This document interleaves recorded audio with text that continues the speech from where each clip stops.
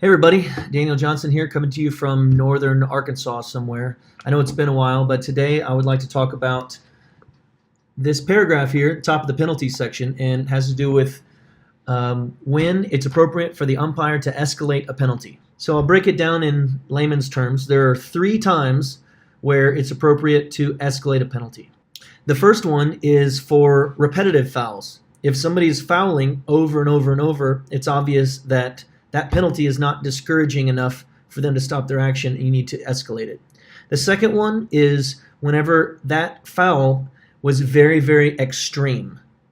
It's appropriate to match the severity of the penalty to the severity of that foul. We'll get into that. The third one is whenever the penalty that you're awarding is not actually an advantage to the fouled side, you're going to escalate it to make sure you're giving it an advantage. Okay, we'll give the example of down hitting for all of these. First, that repetition. If somebody's down hitting often, you're calling them for down hitting multiple times in a game or in a chukka, it's obvious that the penalty you're awarding is not stopping their behavior, and you need to make it worse for them to stop the behavior. Instead of moving the ball down the field, you might award a free shot at goal, and after several down hits, you might decide a free goal is appropriate. Or if they're still doing it, you might kick them off the field for a few minutes. Whatever it is that it takes to stop that repetitious bad behavior, you're going to continually escalate the penalty to stop it from happening. Okay, the second example, we'll still use the down hit situation, but this is if someone's foul is extreme. Instead of a regular down hit, this person comes up and viciously down hits, and it either looks intentional or very, very dangerous, very violent. Whatever the case is, if you think that it's extreme, you have the authority as the umpire to escalate it. And maybe instead of moving the ball down the field, you'll go ahead and give a free goal. If it's extremely violent, maybe malicious, you could potentially kick them off the field right then for 2 minutes if you really need to curb that behavior.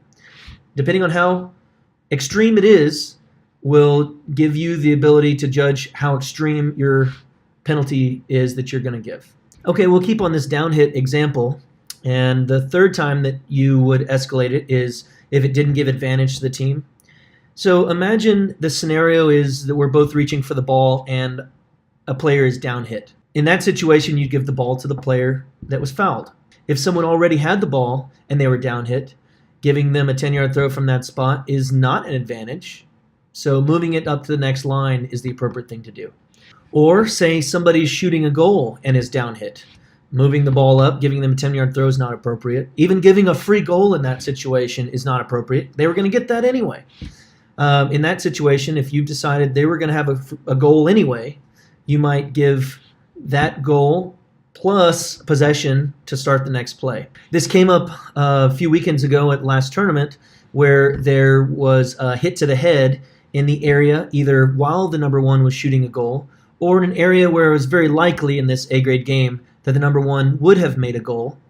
And giving a free goal for that hit to the head wouldn't be appropriate in that situation because that doesn't give them an advantage. They would have gotten that anyway.